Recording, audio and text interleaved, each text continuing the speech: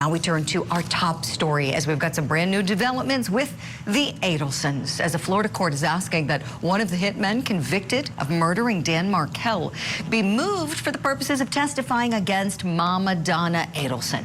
Luis Rivera, part of that conspiracy to murder the beloved Florida law professor.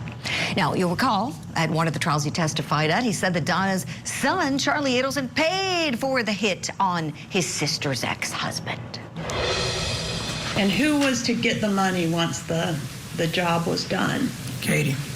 All right, and did she get the money? Yes, ma'am. Do you know where she got the money from? Do you know where she got the money from? Yeah, the people. Who are the people? The dentist. I called them the dentist at that time. The dentist? Like Wendy and her brother.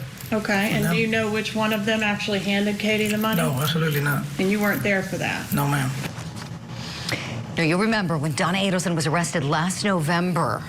Today marks the 10-year anniversary of Dan Markel's murder. His family calls him Danny, and his family released this statement saying in part, quote, "It has taken a tremendous collective effort to keep Danny's memory alive and to bring his killers to justice." It goes on to say, while nothing will ever repair the hole torn in our hearts when Danny was stolen from us, we appreciate all those near and far who have joined our family in seeking justice and in keeping Danny's blessed memory alive. Our hearts go out to the Markel family. Now let's talk about what's ahead for defendant Donna Adelson. I want to bring in celebrity attorney and law professor Randy Kessler standing by for us this morning. Good to see you, my friend. And you know, this has just taken such a Herculean effort for these prosecutors to get these defendants one by one. They kind of had to start with the low-hanging fruit, so to speak, going after the hitman and then working their way up to who financed the job. Randy, tell me what you're thinking as we're approaching trial. I mean, we're looking at September 9th. Prosecution already sending out subpoenas. Seems like they're ready to go, doesn't it? Yeah, and I'm starting to feel better for the victim's family. You never want to feel good for the victim's family because what they went through was horrible, and you're never going to reconcile what happened. But the more people you can put away, the more blame you can expose to the public, the more you can keep other people from even thinking, hey, if I did something like this, I could get away with it. This is all just, it's great stuff, and the coverage is great, the publicity is great, so that everyone knows, don't even think things like this. You shouldn't think things like this. You shouldn't speak about doing things like this, and you definitely shouldn't do things like this. The hitmen may not be the best witnesses in the world, may not be the most credible, but boy, they were there, they were in the mix, they are eyewitnesses, they're going to be credible. You're absolutely right, Randy. Preach, my friend. I have a clip here of Luis Rivera testifying about the shooting of Professor Danny Markel as he was in his driveway, totally unsuspecting, the place where we know we should feel safest in the world, right? Our own home. Let's listen back to some of what he told the jury. First, yeah, jumped out and shot him. How many times? Twice. Where was he standing when he fired the shots?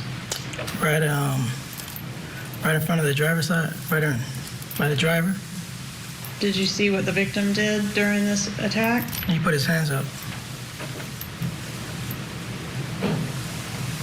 How was it decided that Mr. Garcia would end up being the shooter instead of the original plan, which was for you to do it? I was driving. I ain't had no time. He jumped out and did it. He had the gun the whole time.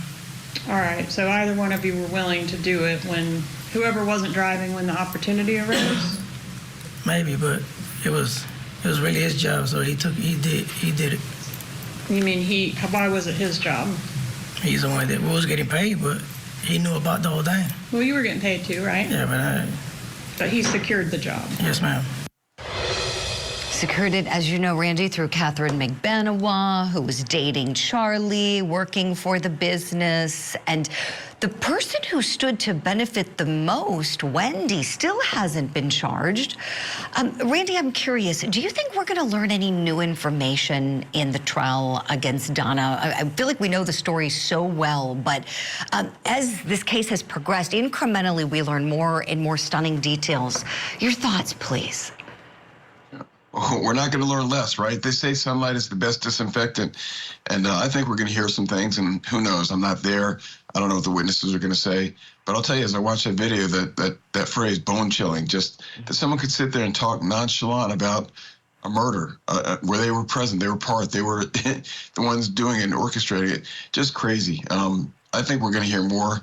Is it going to be good evidence? Is it going to be credible evidence? Is it going to be just another, is it going to be a wild goose chase? So far, everything has seemed to pan out for the prosecution in this case, unlike some that we've recently seen being covered. So I think there's more to come. I think we're going to see some stuff come out that nobody expected. I'm with you, Randy. I just have a feeling that it's everything is going to start getting really nasty, amongst the family members, because we know Wendy's been a witness, and Mama Donna, I think she never thought she would be in this position. Let's roll a clip from her now. This is where she's getting arrested just as she and Harvey were about to board that international flight and try to save themselves from any prosecution.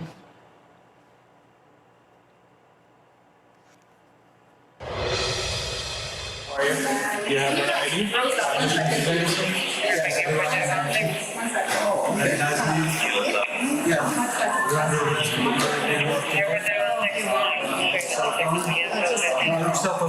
I don't want to give it to you. Why do I have to? This is no pictures. Why do I have to give it to you? This is evidence.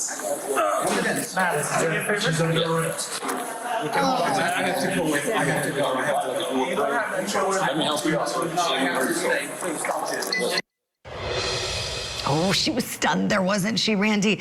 You see a lot. Family law is the area that you practice. You're very well known. You do so many high-profile cases. You certainly can speak to the dangers there are when there's dissension among a family, and there was so much animosity with this divorce and the child custody battle. I bet this isn't all that stunning to you, Randy. Would you talk to us, please, about some of what you see? Unfortunately, it's not. I can't tell you, Julie, how many times people say, well, maybe I shouldn't get a divorce. Maybe I should go find a different kind of lawyer, a criminal defense lawyer, and then I could just, end the whole thing. And people say it half jokingly, usually 100% joking. If I think they're serious, I've got a real issue, who do I contact? But the thought is there. The concept is there. Are there other ways to solve this? And lawyers are expensive, and the process is not always just, and people are scared of going to court in divorce and custody situations, and they think they can handle it and manage everything the way this family apparently did by, orchestrating this horrible murder, and then custody would fall into their lap, and the parenting time and the move would all happen. It just doesn't work. Don't even think about it. There's no way it ever pays off. What goes around comes around, and I'm a big fan of the idea that the system does work. There's a lot in the press about, our system doesn't work. Our system does work. You just got to stick with it. You got to persevere. And this is a good example of how taking your time, devoting resources gets the system to work. And the people that should be held accountable ultimately are. Maybe not soon enough, but it looks like it's heading in the right direction. Professor Randy Kessler, you are so right about that. It's taken a long time for this family to see justice, but year by year they do. And now the case, as you know, has captivated the attention of folks all around the world who want to see justice for beloved Professor Dan Markel, as we're thinking of his family on the 10-year anniversary of his death.